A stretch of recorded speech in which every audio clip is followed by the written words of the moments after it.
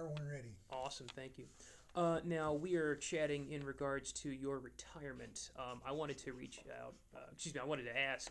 The reason why I'm here reaching out is getting you to specify what your retirement is. Is it just from touring, or is it from music altogether, or what do you It's think? from life. From life, really? Not from life.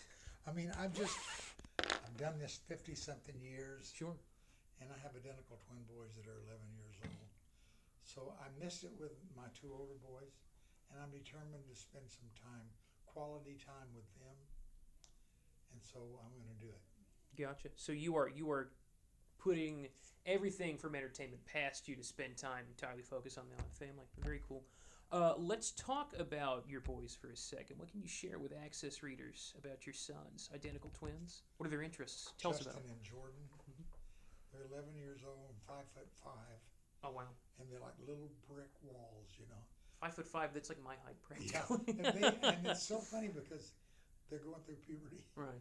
and one of them's voice is down here, and the other's still like this, and it's really cute to watch them because they're all boys. They're saying, "Dad, I'm in love with this girl at school." I said, Jordan, you're too young to be in love with anybody. And he said, "She's all I think about." I said, "I guess you're in love with her." Interesting. So, do you think that they will pursue a similar career path as you? Is it No, I don't think, but I didn't know till I was 12. really?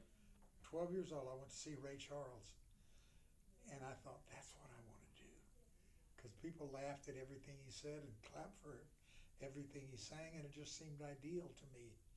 So it was then that I started working on singing. So you don't know what they'll do, but I know that I took them, we try to get them exercise, and we gave them a dance class, a hip hop dance class. A hip hop dance class, Yeah. really? And that's two of the whitest boys you've ever met in your life. They loved it though. They would bust a move in a heartbeat. Fascinating. In regards to your retirement, will you be able to stay in touch with fans through social media outlets or other things, or do you think that you're focusing entirely on just life at home?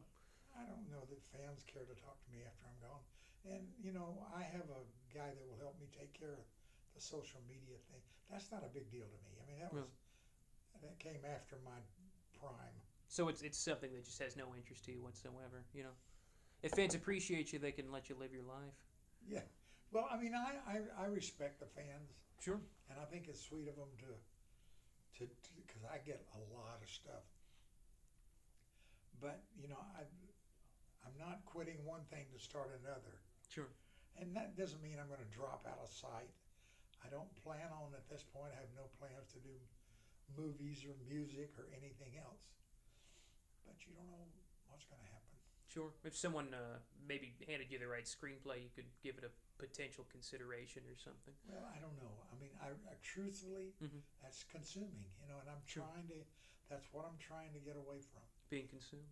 But I'm 77 years old. Mm-hmm. I don't know how much longer I'm going to live anyway. Mm-hmm. So I'm just trying to, while I have some time, give a legacy to my boys. I got you. I got you. Let's talk about the rest of your tour. What can you share with readers about that? Well, I've done 3 shows, and there's 55 this year Oh, good lord. and 55 next year.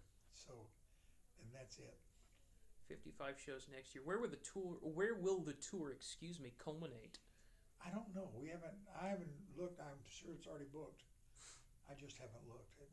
The cities I don't pay a big deal of attention to Sure, sure. until I go there. Right. And I care more about photography than about the city. And I know that's a terrible thing to say, but I go into a city and I look for photographs. I don't say, "Oh boy, this is Chicago," and It sounds like the photographs are your way of figuring out the spirit of the city or the energy of the city by. my way of understanding the good and the bad. Sure. I mean, I've shot some things in some cities that they wouldn't want me to have, but that is the city. I got you. I got you. So, do you have any plans to pull out stops during your tour? Any songs that you're really gonna give it your all with, or any special surprises maybe for people who are Well, gonna? it's not a surprise. I'm doing a linear look Sure. at my career starting in 1954. Right. I was with a group called the Scholars in high school. Mhm. And we did that because we went to all the schools and sang, because someone told us that the guys in groups got all the girls. Wasn't true. But it was great fun. It was great. And it gave us something to shoot for. Right. And we did that. And then I went to a jazz group. I played upright bass for 10 years. And it was an exceptional group. And I think in that group, I was exceptional. Not to the other guys, but our group was exceptional. Sure. We used to play, and Tony Bennett used to come in the club we were working and sing with us, when he would be in town. Mm-hmm. We have more questions. You're talking about Tony Bennett, I'm sorry. He used to come in and sing. He used to come in and sing with us. We played what's called an after-hours place. We played 8 hours a day. We played from 5:30 to 7 in a cocktail club, and then from 8 to 10 in a dance club, from 8 to 12 in a dance club, then 12:30 to 3 in the morning in an after-hours club. So you can't help but get good if you play 8 hours a day. And that sounds like that was a pretty grueling experience, but ultimately a pretty good one. Grueling but fun. Right. When you're growing, you look forward to testing the songs you've worked on. We'd work for 6 or 7 weeks on one song, but boy, when we did it, it was exceptional. Gotcha. As your tour goes on and as you get closer and closer to being out of the spotlight, I want to ask, and it is sort of a cliched question, but I think it's one that will be in a lot of readers' minds. If you had any advice or anything that you would recommend that people do as they're in earlier tracks of their life to avoid maybe some of the pitfalls that you had to experience. Yeah, I think that I tell these young kids, Dave, do you have advice? I said, yeah. Pay your taxes on time, put 20% aside, and have a good time. If you don't do that, you're asking for trouble. Sure. So I mean, and musically, you have to just be true to yourself. If something doesn't work for you, don't do it. Find something that works for you. Because there's only 2 ways to compete. You can do what everybody else is doing and do it better, and I don't like my chances of that. Or you can do something nobody's doing and you don't invite comparison. That's always been, it's like You Can't Make Old Friends was totally different. The baseball song, The Greatest, was totally different from anything. Buy Me a Rose was totally different from anything out at the time.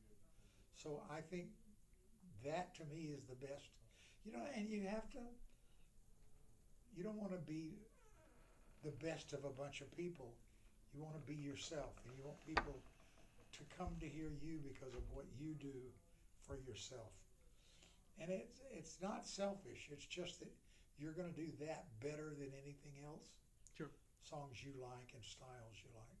Gotcha. So be true to yourself, pay your taxes, and cherish the ones you love, would you say? Would that be good advice going forward, too? And Spend as much time with the ones you love as you can. I think that I don't think I told you this. I've answered the same question. Sure. But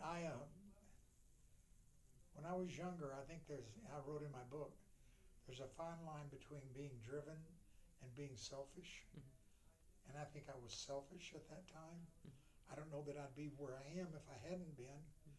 But, I have 2 older boys that I didn't spend hardly any time with. And now I cherish that time with them. Right. Because it's so special. And I think as a father, you have to give your kids some advice. Because kids live what they lived. If you scream at your wife over and over, they're going to scream at their wives. Right. So create good conditions for them, too. I appreciate it. Thank you so much.